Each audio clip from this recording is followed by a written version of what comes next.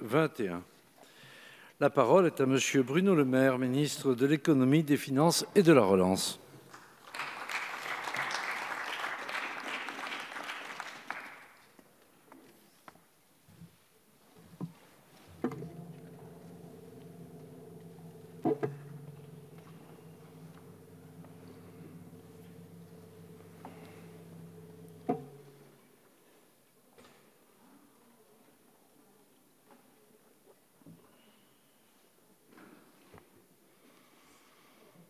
Monsieur le Président de l'Assemblée nationale, cher Richard Ferrand, Monsieur le Ministre, cher Olivier Dussopt, Monsieur le Président de la Commission des Finances, cher Éric Woerth, Monsieur le rapporteur général, cher Laurent Saint-Martin, Madame la Présidente, Mesdames et Messieurs les députés, je suis heureux de vous présenter pour la 4e année consécutive les grandes orientations du projet de loi de finances pour 2021. Ce projet de loi de finances va être examiné dans des circonstances économiques exceptionnelles.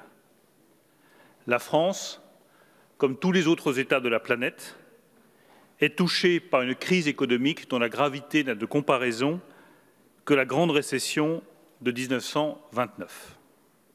La récession en France sera de moins 10% en 2020, c'est le chiffre le plus élevé depuis la Deuxième Guerre mondiale. Cette crise économique, dont on oublie parfois la violence, a eu un impact direct sur des centaines de milliers de salariés et des dizaines de milliers d'entreprises.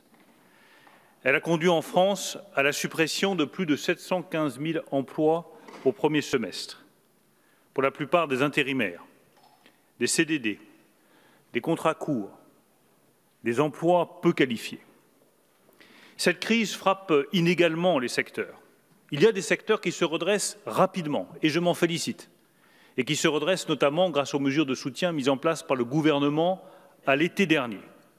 Je pense à l'industrie agroalimentaire, je pense à l'industrie automobile, puisque nous sommes le pays d'Europe qui a le plus vendu de voitures cet été. Je pense au secteur des services, au secteur du bâtiment, au secteur des travaux publics. Dans tous ces domaines-là, nous tenons le bon bout et il faut poursuivre ce redressement de l'activité économique. Mais d'autres secteurs, en revanche, sont très durement touchés. Je pense évidemment à l'hôtellerie, à la restauration, à l'hébergement, aux bars, au secteur de l'événementiel, au secteur de la culture, au secteur du sport, au transport de voyageurs. Je pense aussi au secteur de l'industrie aéronautique, qui est touché de plein fouet par la chute du transport aérien et par l'effondrement des commandes de nouveaux aéronefs. L'activité des hôtels, comme des agences de voyage, est encore en chute de 40% par rapport à la normale, celle du transport aérien de 30%. Et les perspectives dans ces secteurs-là, aujourd'hui, ne sont pas positives. Les mois à venir resteront difficiles pour ces secteurs et ils demandent donc le maintien de notre accompagnement. Notre responsabilité, et elle a été remplie depuis le premier jour de cette crise, depuis les premiers jours du mois de mars, c'est de soutenir les secteurs et les territoires qui sont encore durablement affectés par la crise. Nous avons fait ce choix depuis le premier jour et nous ne changeons pas de choix. Tous ceux qui doivent être aidés par la puissance publique continueront à être aidés par la puissance publique tant que durera cette crise économique. Nous avons accordé 120 milliards d'euros de prêts garantis par l'État à plus d'1,5 million d'entreprises, dont, je tiens à le préciser, 95% sont des TPE et des PME.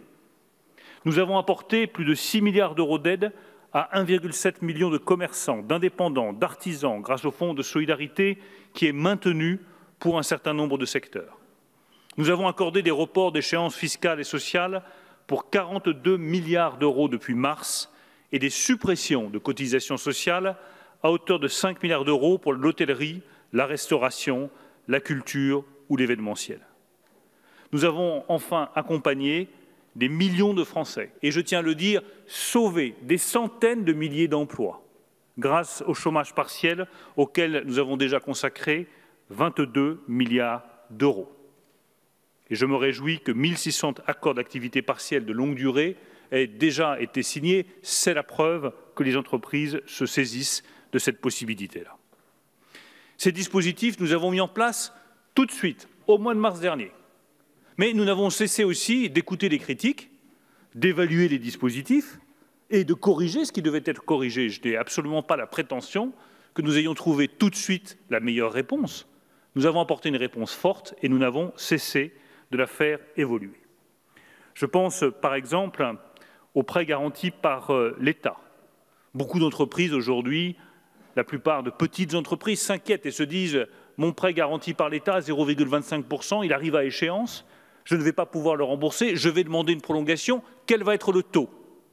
Le taux sera compris entre 1 et 2,5%, garantie de l'État comprise, et je recevrai la Fédération bancaire française le 19 octobre pour m'assurer que ces taux sont respectés dans toutes les agences bancaires françaises auprès des PME qui demanderaient la prolongation de leurs prêts garantis par l'État. Nous avons aussi renforcé la semaine dernière le fonds de solidarité pour les secteurs les plus touchés par la crise. Je rappelle qu'il était réservé aux entreprises jusqu'à 20 salariés. Nous l'avons étendu aux entreprises et secteurs les plus touchés jusqu'à 50 salariés. Les entreprises qui ont perdu 50% de leur chiffre d'affaires auront toujours accès à l'aide de 1 500 € par mois. Mais celles qui ont perdu 70% de leur chiffre d'affaires pourront avoir une aide qui pourra atteindre jusqu'à 10 000 € par mois. Enfin, à la demande d'un certain nombre de secteurs que vous avez relayés, et je remercie les parlementaires de s'être fait les porte-voix de ces professions, nous avons considérablement élargi le bénéfice de ce fonds. Une trentaine de secteurs dont l'activité est liée au tourisme et à l'événementiel pourront recevoir désormais un soutien du fonds dont ils étaient privés jusque-là. Je pense aux arts de la table, aux commerces non alimentaires qui sont situés dans des zones touristiques internationales. Je pense aux blanchisseries, je pense aux graphistes qui travaillent dans l'événementiel, je pense aux photographes, je pense aux fleuristes qui ont tiré la sonnette d'alarme il y a quelques jours en soulignant à quel point ils étaient menacés de disparition. Je pense aux bouchers-traiteurs, je pense aux bouquinistes, aux autocaristes, aux fabricants de foie gras qui sont victimes de la fin des événements familiaux. Je pense aux activités de sécurité privées. Tous ces secteurs-là, désormais, sont éligibles au fonds de solidarité.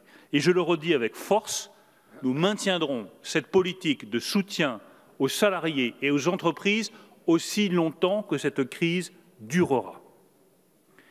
Je le dis à tous ceux que je viens de citer, je le dis aux commerçants, aux artisans, aux indépendants, nous avons été là pendant la crise, nous resterons à vos côtés. Cette réponse que l'État a apportée, elle a fait la preuve de son efficacité.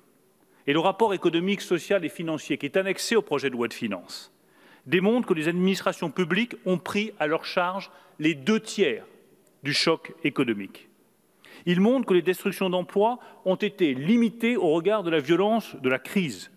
L'activité partielle au deuxième trimestre, établit ce rapport, a permis d'absorber près des 3/4 de la baisse des heures travaillées. Imaginez ce que cela aurait été en France, la situation sociale, la situation dans vos territoires, la situation de vos entreprises, de vos commerces, de vos TPE, de vos PME, si jamais nous n'avions pas engagé cette politique de soutien au chômage partiel.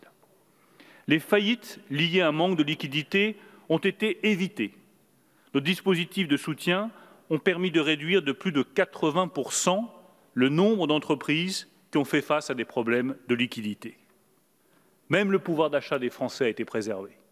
Il a baissé, certes, de 0,5% par rapport à 2019, mais j'aimerais que vous mettiez en regard la baisse de 0,5% de pouvoir d'achat des Français et la chute de 10% de la production en France.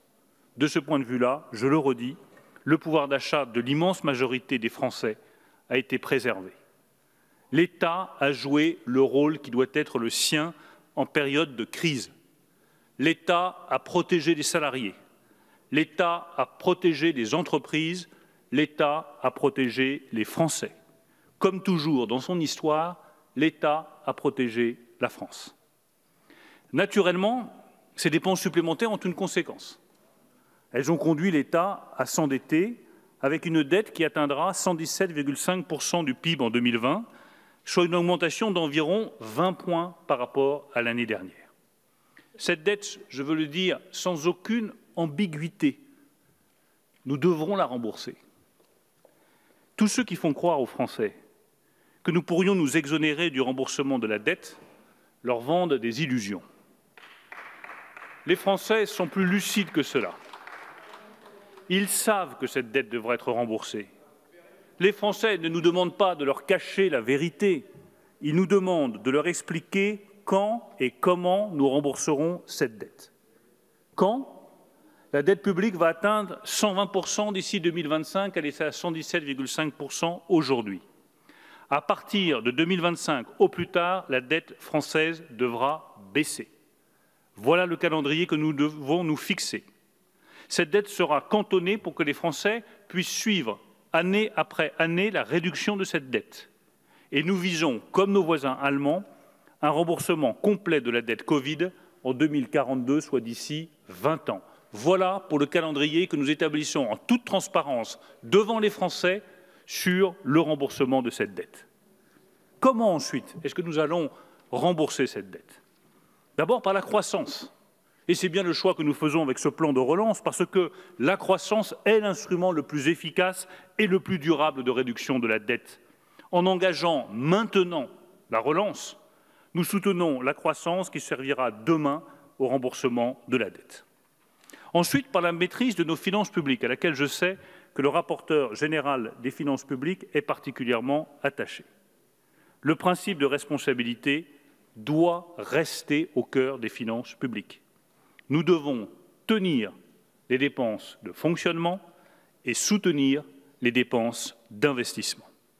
Cette ligne de conduite doit nous guider dans la maîtrise de nos finances publiques dans les années à venir, et c'est pour cela qu'avec Olivier Dussopt, nous avons fait le choix, en 2021, de ne pas augmenter le nombre d'emplois dans la fonction publique d'État.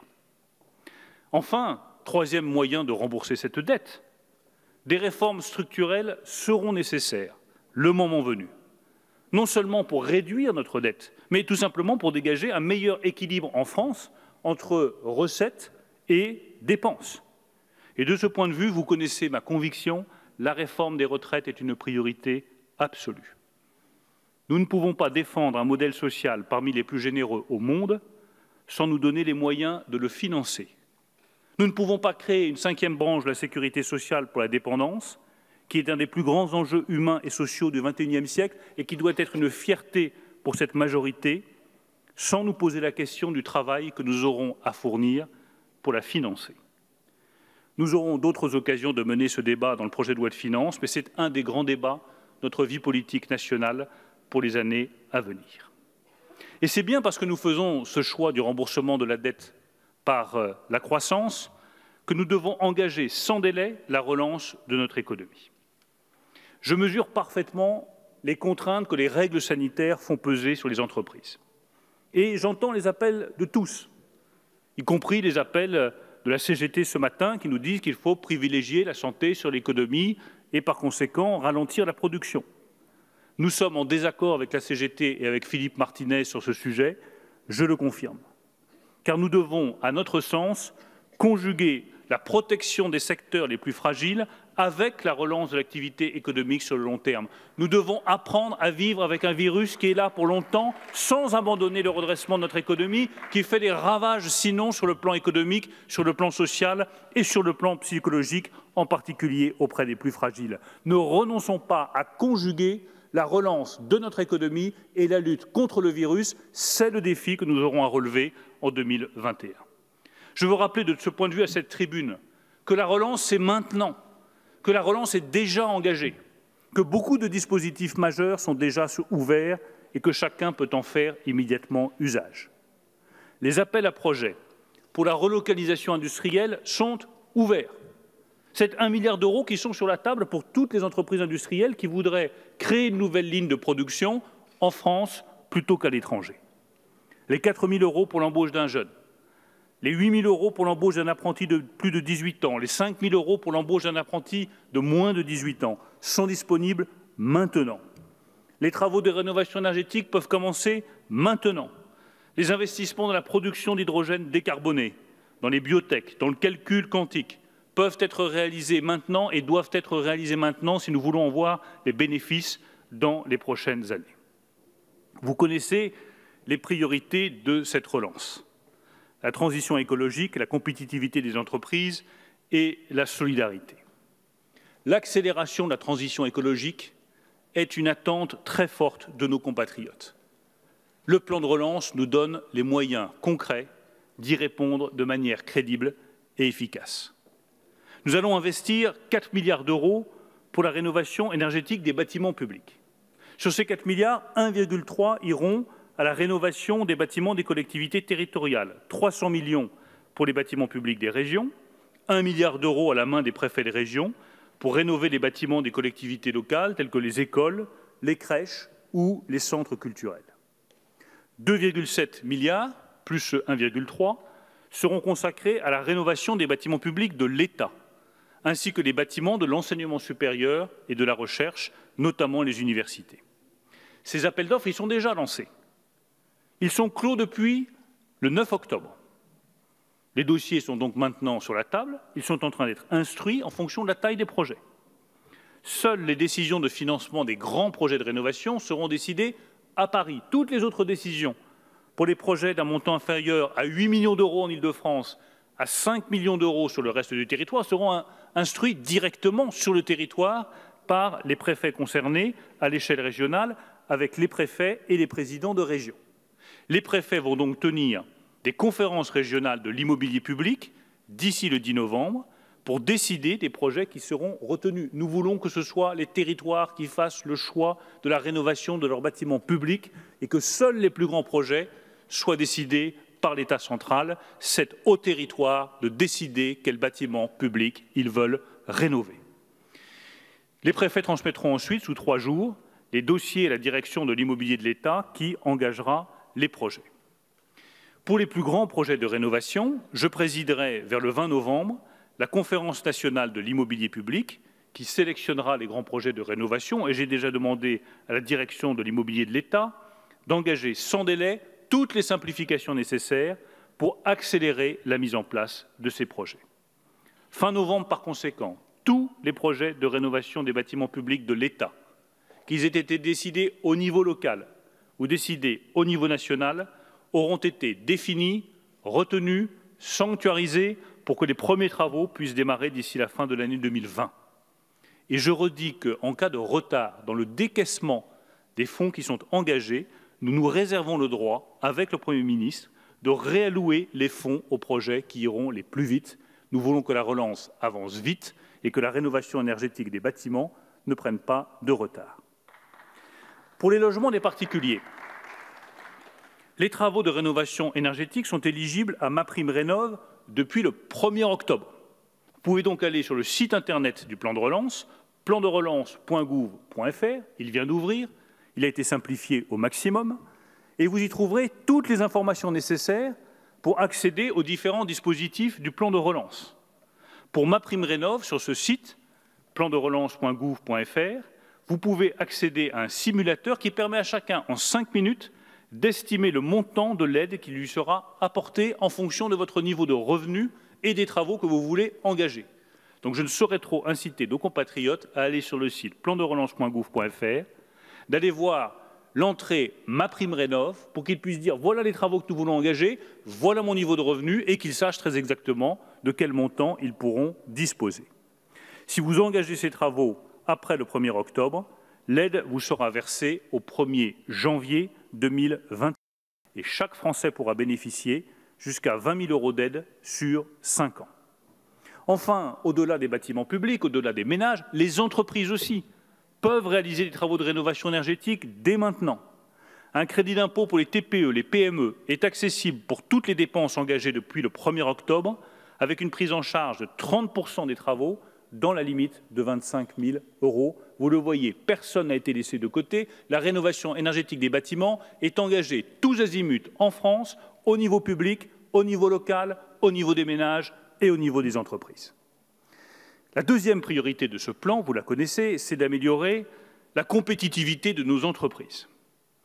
Les fonds de modernisation des secteurs aéronautique et automobile ont été lancés cet été. 37 projets ont déjà été sélectionnés, 18 dans le secteur automobile, 19 dans le secteur aéronautique.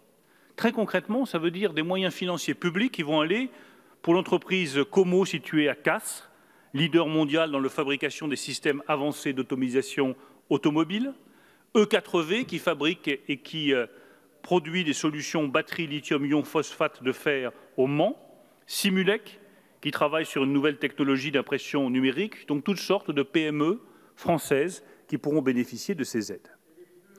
Nous continuerons dans les mois à venir lancer ce type d'appel à projets dans les domaines de la 5G ou de la chimie. Beaucoup nous ont dit « ça reste encore trop compliqué ». Et nous avons entendu l'appel des PME, notamment de la CPME, qui nous ont dit « vos appels à projets pour la relocalisation industrielle et pour le soutien public sont encore trop compliqués. Vos appels à projets sur la décarbonation de l'industrie et la numérisation des PME sont trop compliqués. » Ils ont raison. Et donc, nous avons, depuis 15 jours, simplifié massivement les dispositifs. Là où il existait 3 guichets pour l'accès à la numérisation de la PME, il n'en reste plus qu'un seul. Là où il y avait 3 guichets pour la décarbonation de l'industrie, il n'y en a plus qu'un seul. Et c'est comme cela que nous avancerons en simplifiant à l'extrême avec un guichet unique pour tous les appels à projets. Chaque entreprise pourra se présenter à ce guichet unique et bénéficier d'une prise en charge jusqu'à 40% de ses dépenses de décarbonation ou de digitalisation sur la simple présentation de sa facture. Vous êtes une PME, vous engagez une somme pour la digitalisation, pour l'accès à un logiciel spécifique, vous donnez la facture, on vous en rembourse 40% de façon à accélérer votre digitalisation. Il suffit à l'entreprise d'aller là encore sur le site plan-de-relance.gouv.fr, de sélectionner l'aide qu'elle recherche, digitalisation ou décarbonation, de déposer sa facture et de bénéficier d'un remboursement à hauteur de 40% de sa facture. Parce que les PME, je le redis à la représentation nationale, sont bien au cœur du plan de relance. Ce sont bien elles qui doivent être les premières bénéficiaires du plan de relance. Et pour les soutenir, nous allons adopter 2 mesures supplémentaires qui ont été proposées par les parlementaires. Le dispositif de réduction d'impôt sur le revenu, quand on investit dans les PME, va être prolongé du 31 décembre 2020 au 31 décembre 2021. On pourra désormais investir jusqu'au 31 décembre 2021 dans les PME et bénéficier d'une réduction d'impôt sur son revenu à hauteur de 10 000 € pour soutenir l'investissement dans les PME françaises. Le taux réduit d'impôt sur les sociétés, qui bénéficiait jusqu'à présent uniquement aux PME jusqu'à 7,6 millions d'euros de chiffre d'affaires, bénéficiera à toutes les PME jusqu'à 10 millions d'euros de chiffre d'affaires. Elles auront donc un taux d'impôt sur les sociétés à 15% et le nombre d'entreprises bénéficiaires sera élargi. Nous voulons aussi que les chambres de commerce et d'industrie puissent continuer leur travail au service des entreprises. Depuis près de 4 ans, nous avons eu de nombreux débats sur les chambres de commerce et d'industrie. La transformation de ces chambres et de ces établissements publics, elle est indispensable. Et nous ne voulons pas y renoncer. Mais j'ai toujours indiqué aux chambres de commerce et à la représentation nationale que si les circonstances étaient différentes, que si la situation économique était moins favorable, nous pourrions réviser la trajectoire d'économie qui est demandée aux chambres de commerce et d'industrie. C'est ce que nous avons fait à la demande des parlementaires et je me réjouis de vous annoncer que nous avons trouvé aujourd'hui, avec les représentants des chambres de commerce et d'industrie, un accord sur la révision de la trajectoire d'économie qui leur est demandée. Elles garderont donc, au lieu des 249 millions d'euros qui étaient prévus pour l'année 2021, 349 millions d'euros de taxes affectées pour 2021 pour leur permettre de faire face à la situation financière tendue dans laquelle elles sont. Et nous limiterons à 50 millions d'euros la baisse du plafond de taxes affectées en 2022. Je pense que ces 2 avancées permettent aux chambres de commerce et d'industrie de voir l'avenir avec confiance. En échange, les CCI se sont engagés à sensibiliser 200 000 entreprises aux enjeux des transitions écologiques et numériques et à poursuivre la modernisation et la réorganisation de leur réseau. Et bien entendu, nous y veillerons. Améliorer la compétitivité de nos entreprises, c'est aussi baisser les impôts de production. Nous allons les baisser de 10 milliards d'euros à partir du 1er janvier 2021. Et je le dis avec la même transparence, nous ne demanderons pas de conditions à cette baisse d'impôts. Tout simplement parce que nous ne faisons que rétablir l'équité fiscale entre la France et les autres pays de l'Union européenne. Les impôts de production sont 7 fois plus élevés en France qu'en Allemagne et 2 fois plus élevés que la moyenne des pays de l'Union européenne. Il faut savoir ce que nous voulons. Si nous voulons réussir la relocalisation industrielle, si nous voulons ouvrir de nouvelles usines, si nous voulons créer de nouveaux postes pour les ouvriers, eh bien, il faut engager sans délai, comme nous le faisons avec la majorité, la baisse des impôts de production en France. La France, je le rappelle, demeure le pays de l'OCDE dans lequel les prélèvements obligatoires sont les plus importants. Ils continuent de peser lourd sur notre compétitivité et sur les ménages. Nous nous en tiendrons donc, comme je le dis depuis près de 4 ans, à la ligne fixée par le président de la République et dont dépend le succès de la relance. Aucune augmentation d'impôts, aucun nouvel impôt. Et certainement pas la taxation de l'épargne à laquelle m'invitent certains. Comme ministre des Finances, je m'opposerai à toute taxation de l'épargne des Français. Nous taxons déjà suffisamment le travail des Français pour ne pas taxer en plus le produit de leur travail. Par ailleurs, augmenter les impôts au moment où tout le défi, c'est la relance économique, c'est le redémarrage de notre économie, c'est le soutien aux entreprises, c'est le soutien aux PME, c'est la création de nouveaux emplois. Augmenter les impôts, c'est refaire la même erreur que celle que nous avons faite systématiquement depuis des décennies, c'est tuer la relance par l'impôt. Eh bien, moi, je crois au contraire qu'il faut soutenir cette relance par le soutien aux entreprises, par la baisse des impôts de production, par le soutien aux salariés et le chômage partiel, sans nous divertir de cette ligne simple et efficace qui est celle de la reconstruction économique de la France. En revanche, je souhaite que les entreprises s'engagent dans 3 directions sur lesquelles nous avons travaillé avec les parlementaires. La première direction, c'est la baisse des émissions de CO2 dans les entreprises.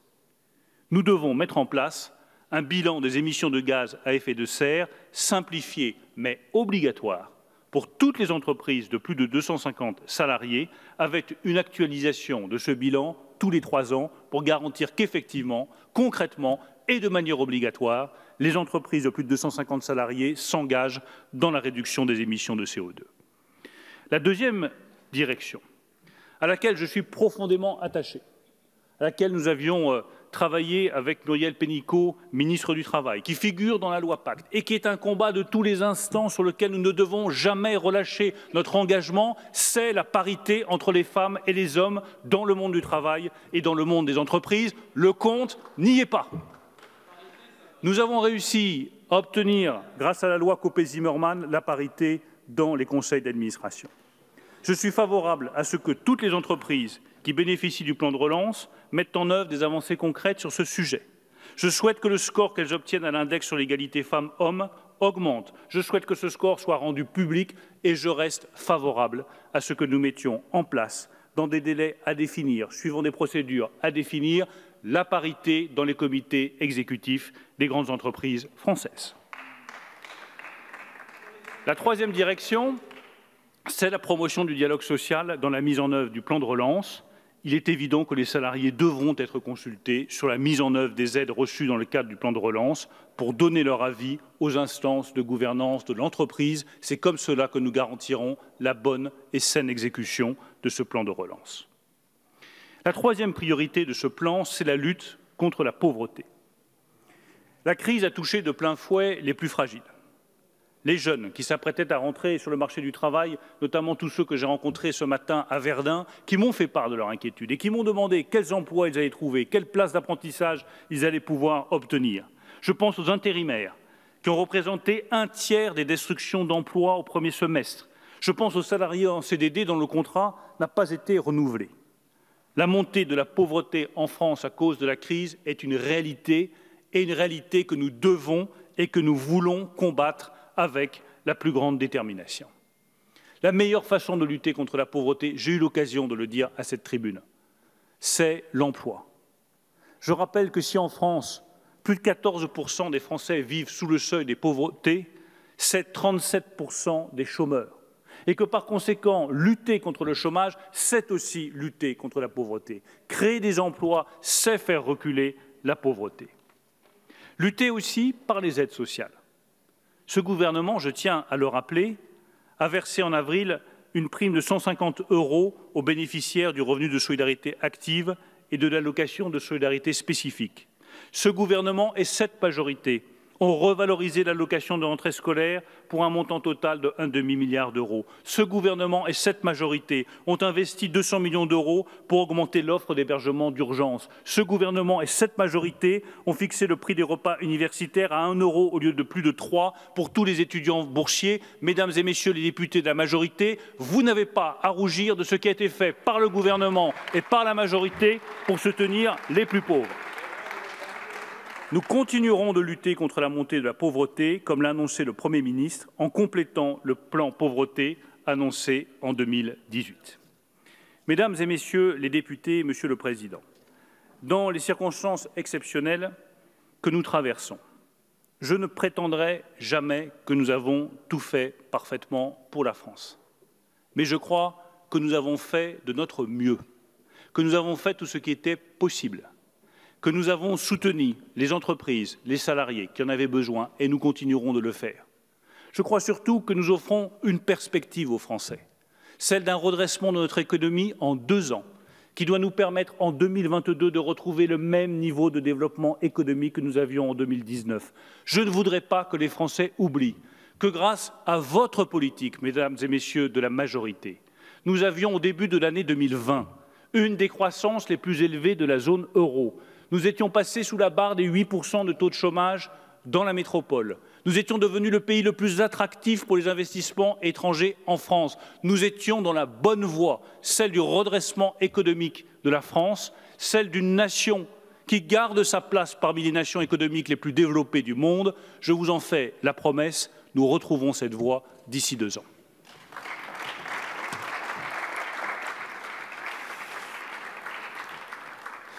Merci, Monsieur le Ministre.